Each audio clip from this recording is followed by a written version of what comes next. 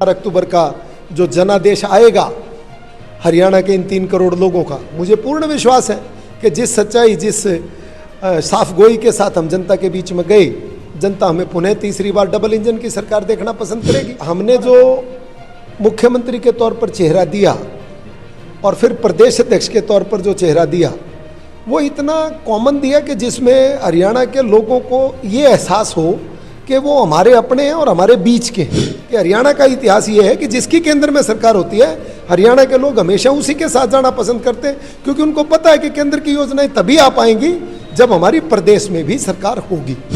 47 मुझे देख करके हैरानी हो कि गोहाना में उनके तो 47 कैंडिडेट हैं, जबकि देख तो कोई भी नहीं रहा, पता सबको है कि टिकट तो जगबीर को मिलेगी। तो ये जिस भी कार्यकर्ता को टिकट मिलती है, हमारे लिए पैरामीटर्स वही है कि जीतने वाला कैंडिडेट हो, जातीय समीकरण हम लोग नहीं देखते। प्रदेश में विधानसभा चुनाव का बिगुल बज चुका है।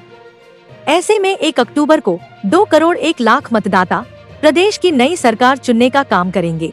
हालांकि चुनाव आचार संहिता उम्मीद से काफी पहले लगने के कारण मौजूदा सरकार की कई योजनाएं अधर में रह गई, जिसको लेकर आज जगत महान न्यूज ने भाजपा प्रदेश प्रवक्ता और पूर्व चेयरमैन और गोहाना विधानसभा से प्रमुख दावेदार कृष्ण ढुल से बात की। देखिए इस दौरान उन्होंने क्या कहा। कृष्ण ढुल जी, जिस प्रकार से बीजेपी पूरी तैयारियों के साथ आगे बढ़ रही थी, लेकिन उम्मीद थी कि 1 महीने बाद मतलब कुछ ऐसा आचार संहिता लगेगी, लेकिन आज चुनाव आयोग ने बहुत पहले इसकी घोषणा कर दी है। अब बहुत थोड़ा समय बचा है, किस तरह की तैयारियां हैं भाजपा की?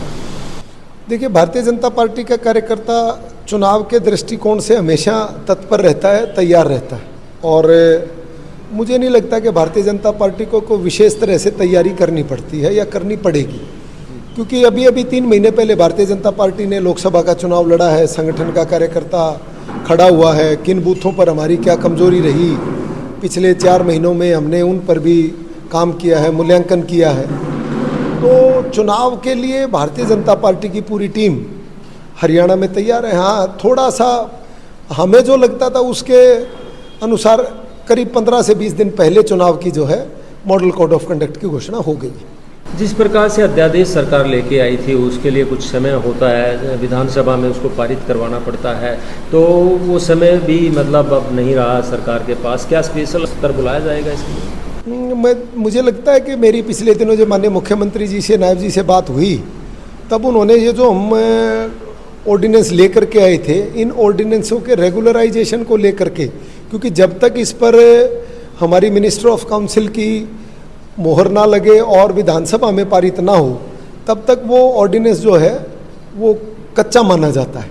तो उस लिहाज से मुझे लगता है कि हम 1 या 2 दिन का विशेष सत्र जो है विधानसभा का इस चुनाव के मॉडल कोड ऑफ कंडक्ट के बीच में ही लेकर के आएंगे। नायब सिंह सैनी जी को सिर्फ 76 दिन का कार्यकाल मिला, जिसमें ये एंटी इनकम्बेंसी को कम करने के लिए इन्होंने बहुत सारी घोषणाएं की, जिसमें कुछ धरातल पे आई भी हैं और कुछ बाकी हैं। क्या मतलब जनता के दिलो दिमाग पे इन बातों का असर पड़ेगा?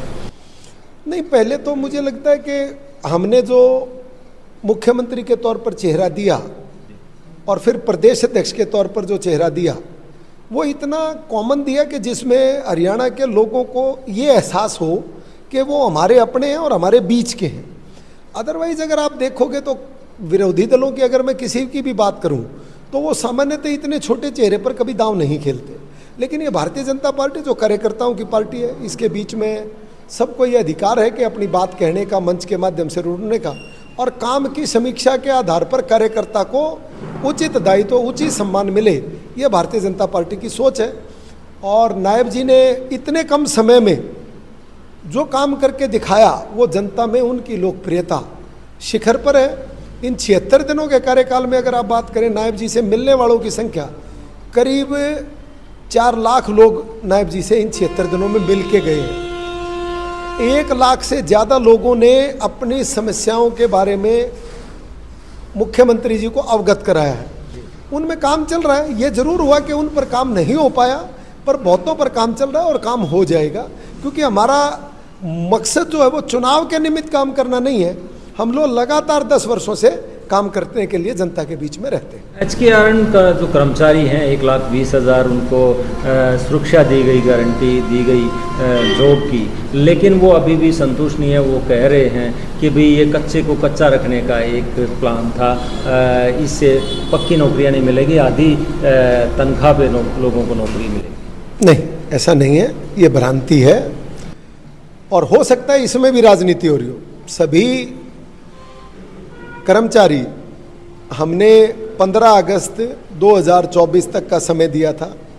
जिस कर्मचारी को 15 अगस्त 2024 को हरियाणा में काम करते हुए किसी भी विभाग में 5 साल, कम से कम 5 साल हो गए हैं, उससे ऊपर के जितने भी कर्मचारी हैं, उन सब को सेवा की सुरक्षा की दृष्टि से हमने निश्चिंत कर दिया है कि आपको 58 साल तक कभी भी कहीं भी नहीं हटाया जाएगा। नियमित शब्द नहीं आ पाएगा क्योंकि उसमें कानून नीचे है। अब वो जो कानूनविद हैं वो इस बात को जानते हैं कि ऑर्डिनेंस में कहाँ पर टिक्की बिंदी लगानी है, कहाँ फुल स्टॉप लगाना है और कहाँ कोमा लगाना है, क्योंकि उसी से पूरी एक इंटरप्रिटेशन बदलती है किसी एक वाक्य की। इस बात को बहुत ध्यान में रख के LR से वेट करा करके हम लोगों ने ऑर्डिनेंस लेकर के आए हैं और उस ऑर्डिनेंस में HKRN के माध्यम से या अन्य किसी भी रूप में जो हरियाणा में कच्चे कर्मचारी काम कर रहे थे, जिनकी संख्या 1,20,000 है, जिनको काम करते कम से कम 15 अगस्त 2024 तक 5 साल हो गए हैं, उन सब को पक्का ही कर दिया गया है। उनकी मिनिमम पे प्रोटेक्ट कर दी गई है। उनको जितने साल हो गए उनको इंक्रीमेंट दे दिया गया है। उसके बाद उनका मेडिकल अलाउंस, उनकी और जो भी एक सरकारी कर्मचारी को जो सुविधाएं मिलती हैं उसके पैरेलल ये सुविधाएं दे करके हमने ये घोषणा तो जारी भी कर दी। उनको इस बार तनख्वाह भी वही मिलेगी और भत्ते भी वही मिलेंगे। आप भी लगातार एक कवायद सी चलाए हुए हैं कर्मचारियों के हित में काम करने की, और आपके पास मजमा भी लगा रहा। कितना मतलब सफल हो पाए उन लोगों की बात को आगे तक पहुंचाना और उनके लिए सफलतापूर्वक उनके फैसला करवाना, कुछ हो पाया? नहीं, मेरा काम तो तेजवीर भाई गिलहरी वाली भूमिका का है कि जो लोग मेरे पास आ गए, मेरी नायब जी के साथ, मुख्यमंत्री जी के साथ अच्छी है, कुछ अधिकारियों के साथ अच्छी है, तो मेरा काम तो सिर्फ ये है कि उनके उस परवाने को सरकार के कान तक पहुंचाना। और मुझे लगता है कि नायब जी जैसा मुख्यमंत्री जिसके हृदय में पीड़ा है अपने प्रांत को लेकर के, उसका काम है मेरे प्रांत में किसी भी आदमी को पीड़ा में ना रहने देना। तो उस नाते मुझे ये कहने में कोई गुरेज नहीं है कि हमने ये जो परवाना यहाँ गोहाना में जिन जिन लोगों ने दिया वो परवाना वहाँ तक पहुँचा और उस पर अमल हुआ और आज लोग लग गए। हाँ, थोड़ा सा दुख है कि कल आज की जो कैबिनेट है उसमें जो हमारे एक्सटेंशन कॉलेज के लेक्चरर थे, यूनिवर्सिटीज़ के प्रोफेसर थे और कॉलेज काडर के जिनकी तनख्वाह 50,000 रुपये से ज़्यादा थी, उनको भी आज हम ऑर्डिनेंस लेकर के आ रहे थे। और किस्मत मानिए या कुछ भी मानिए कि कल रात को ही कोड ऑफ कंडक्ट लग गया, तो वो बेचारे अभी अधूरे से हैं। लेकिन मैंने उनको ये आश्वासन दिया है किसी भी रूप में, और इवन मेरी मुख्यमंत्री जी से बात हुई है, उन्होंने कहा है कि कृष्ण जी आप उनको ये इंश्योर कर दें, और आपके चैनल से जो लोग अभी देख रहे हैं उनको मैं इस बात की लेकर के फिर से इंश्योर करता हूँ कि आप हताश मत हो। भारतीय जनता पार्टी की ये सरकार किसी वर्ग विशेष की, किसी व्यक्ति विशेष की, किसी जाति विशेष का ध्यान रखने वाली सरकार नहीं है, अपितु सबके लिए काम करने वाली सरकार है। हरियाणा एक, हरियाणवी एक का संदेश देने वाली सरकार है। आपके साथ किसी भी कीमत पर अन्याय नहीं होगा, आपको भी नियमित किया जाएगा, चाहे हमें इसके लिए कुछ भी, चाहे वो विशेष सत्र बुलाएं या कैबिनेट कुछ भी करें, वो एक कुछ अंदरूनी रास्ते हैं जो मैं अभी टीवी चैनल पर नहीं बता सकता। जी, आप भी एक सपना लेकर गोहाना में उतरे, आपकी जड़ें यहाँ से जुड़ी हुई हैं। तो गोहान अब चुनाव आ गया, बिल्कुल सर पे है और टिकटों का घमासान अब शायद ख़त्म हो जाएगा बहुत जल्द, पिक्चर क्लियर हो जाएगी। तो आप कैसा गोहाना देखना पसंद करते हैं, कैसा बनाना चाहेंगे अगर आपको मौका मिलता है? गोहाना के लिए दो चीज़ों का मुझे भी मलाल है। एक तो शायद मैंने बुधवार को एडवर्टाइजमेंट के लिए हुड्डा के सेक्टरों की चिट्ठी जारी करवानी थी, चीफ एडमिनिस्ट्रेटर हुड्डा से मेरी बात हुई थी, भाई इस चीज़ का मलाल है। मैंने जनता को ये कहा था कि मैं विधानसभा चुनाव में जब आप लोगों के बीच में आऊँगा तो हुड्डा के जो 2 सेक्टर जिनकी अलॉटमेंट होनी है वो करवा के आऊँगा। अब वो 15 दिन पहले हो गया कोड ऑफ कंडक्ट, इसमें मैं निश्चित तौर पर मैं अपनी असफलता मानता हूँ कि मैं ये नहीं करवा पाया। दूसरा, गोहाना का जो पश्चिमी बाईपास है उसके लिए भी ऑलमोस्ट सारी प्रक्रियाएँ पूरी हो चुकी हैं, कुछ 2 या 4 किसानों के साथ बात थी और उनका मुआवजा भी डलने की बात हो गई थी, अब वो भी नहीं हो पाया। तो और गोहाना का जिला बनाने की बात है, ये 2-3 चीज़ें रह गई हमारी। लेकिन गोहाना में काम हुआ है पिछले 10 वर्षों में, इस बात का सबूत सिर्फ इतना ही काफ़ी है कि हमारी गोहाना नगर परिषद को राष्ट्रपति जी के माध्यम से जितने हमारे हिंदुस्तान की नगर परिषद हैं 2 बार लगातार सर्वोत्तम का अवार्ड मिला है, सर्वोत्तम नगर परिषद का। तो इसका मतलब गोहाना में काम हुआ है।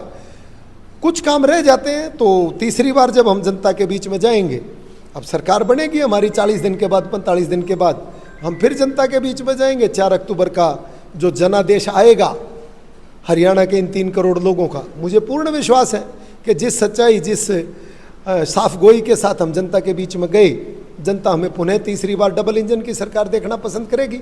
और हरियाणा का तो इतिहास भी ये रहा है कि हरियाणा का इतिहास ये है कि जिसकी केंद्र में सरकार होती है, हरियाणा के लोग हमेशा उसी के साथ जाना पसंद करते हैं, क्योंकि उनको पता है कि केंद्र की योजनाएं तभी आ पाएंगी जब हमारी प्रदेश में भी सरकार होगी। भाजपा लगातार परिवारवाद का विरोध करती आई है, जाति पाति में विश्वास नहीं रखती है, लेकिन टिकटों में जब बात आती है तो वहाँ जातीय से देखे जाते हैं। तो अब की बार जो है किस तरह का रहेगा माहौल, के जातीय आधार पर टिकटें बटेंगी या काबिलियत के आधार पर? नहीं, जातीय आधार पर कभी नहीं बिकती तेजवीर भाई, ना बटती है ना बिकती है। ये उनका है जिन्होंने आवेदन मंगवा रखे। अब घमासान तो वहाँ है 47 मुझे देख करके हैरानी हुई कि गोहाना में उनके तो 47 कैंडिडेट हैं, जबकि देख तो कोई भी नहीं रहा, पता सबको है कि टिकट तो जगबीर को मिलेगी। तो ये 47 आदमी का प्रसाद लेने गए हैं उन्होंने 20-20 हज़ार रुपये। मतलब कांग्रेस ने पैसा इकट्ठा करने का एक सिस्टम बनाया, अपनी खुशी बताते वो कहते हैं कि भाई 90 सीटों पर 2,500 से ज़्यादा कैंडिडेट हैं, सबसे 20-20 हज़ार रुपये लिए। क्या कांग्रेस के लोग जिनको टिकट नहीं मिलेगी उनको वापस पैसे करेंगे? पूछिए उनसे। पहले तो मेरा ये प्रश्न है कि किस प्रकार की फैक्ट्री लगा रहे हो आप, लोगों से लूटने का धंधा शुरू कर दिया। दूसरी बात, जो भारतीय जनता पार्टी की टीम है या कार्यकर्ता है, वो हमेशा संगठन का कार्यकर्ता रहता है और संगठन के प्रति निष्ठावान रहता है। जिस भी कार्यकर्ता को टिकट मिलती है, हमारे लिए पैरामीटर्स वही है कि जीतने वाला कैंडिडेट हो। जातीय समीकरण हम लोग नहीं देखते, हम लोग सिर्फ इस बात को देखते हैं कि उसकी काबिलियत है, उसके अंदर जीतने का जज्बा है और उसकी जनता में पकड़ है। पूर्व मुख्यमंत्री कह रहे हैं, भूपेंद्र हुड्डा जी कह रहे हैं कि भाजपा अपने 5 साल का हिसाब देने, 10 साल का हिसाब देने की बजाय हमारे से ही उल्टा सवाल कर रहे हैं। नहीं, हमने तो हिसाब दिया। अभी लोकसभा का जो चुनाव का परिणाम आया वो हमारे हिसाब का ही तो परिणाम है। हम जनता में 10 सालों से शासन कर रहे हैं, 10 सालों के शासन के बाद हम लोकसभा के चुनाव में वोट मांगने गए जनता के पास, अपने हिसाब का कच्चा चिट्ठा लेकर के गए थे। जनता ने हमें 48% मतदान दिया, 44 हमें सीटें जिताई। तो हमारे को तो जनता ने कहा कि आप ही काबिल हो। उनको तो झूठ के बावजूद भी, जितना बड़ा झूठ कांग्रेस ने लोकसभा के चुनाव में बोला, चाहे वो उन्होंने कहा कि महिलाओं के खाते में 8500 रुपये आएंगे, चाहे उन्होंने बोला कि अगर इनकी सीट 400 पार चली गई तो संविधान तोड़ देंगे, और नाना प्रकार के जितने झूठ उन लोगों ने बोले हुए हैं, ये तो उनकी झूठ की बात थी जो जनता बहक गई थोड़ी सी। वो बेचारी महिलाएं आज भी 8500 रुपये के फार्म लेकर के कांग्रेस वालों को ढूंढ रही हैं। तो भूपेंद्र सिंह हुड्डा उनको हिसाब देना जा करके कि भाई हमने फार्म भरवाए थे, हरियाणा में तो हमारी सरकार है नहीं, जहाँ हमारी कर्नाटक में सरकार है, हिमाचल में सरकार है, वहाँ से पैसे दिलवाएंगे। दिलवाएं वो उनको पैसे, उन्होंने तो बोला है फार्म भरवा रखे हैं। तो महिलाएं उनको ढूंढ रही हैं। अब जब जाएंगे तो पहले वोट मांगने से पहले उनको वो 8500 रुपये देने होंगे जिनके फार्म भरवा रखे हैं। जी, चुनावी घमासान के बीच आप आम जन को क्या कहना चाहेंगे? आम जनता से तो मेरा एक ही सद्भावनापूर्वक संदेश है कि अभी जो एक रक्षाबंधन का पर्व आ रहा है उसको बड़ी धूमधाम के साथ, प्रेम के साथ, भाईचारे के साथ मनाएं। और ये चुनाव का जो पीरियड है इसमें मेरी जनता के सभी मेरे भाई बहनों से अपील है कि भावनाओं में बह करके आपसी भाईचारा खराब ना करें। राजनीतिक पार्टियां तो चुनाव के समय विभिन्न प्रकार के एजेंडों के साथ आपकी जनता के बीच में आएंगी अपना वोट मांगने के लिए, झूठ और सच बोलेंगी। मेरी आप सबसे इतनी दरखास्त है कि आप राजनीतिक भावनाओं में बह करके अपना भाईचारा आपस का खराब ना करें, क्योंकि आप लोगों को लगातार अपने पड़ोस में, अड़ोस में, गांव में, गली में, बस्ती में उन्हीं लोगों के साथ रहना जिनके साथ आप पिछले 20 से 25 वर्षों से, 40 वर्षों से रह रहे हो।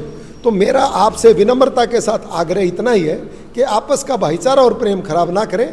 चुनाव में जिसके प्रति आपके विचार है उस पार्टी को वोट दें। तो दर्शकों, ये थे प्रदेश प्रवक्ता भाजपा कृष्ण ढुल जी, जो कह रहे हैं कि कुछ चीज़ें जल्द घोषणा होने के कारण रह गई हैं, उनके लिए मायूस होने की ज़रूरत नहीं है, सरकार उनकी उम्मीदों पे खरा उतरेगी। काफ़ी कुछ वादे कर रहे हैं, काफ़ी कुछ बातें भी कर रहे हैं, विपक्ष पे भी इन्होंने सवाल खड़े किए हैं। जगत महान न्यूज़ के लिए गोहाना से तेजवीर सिंह, नमस्कार।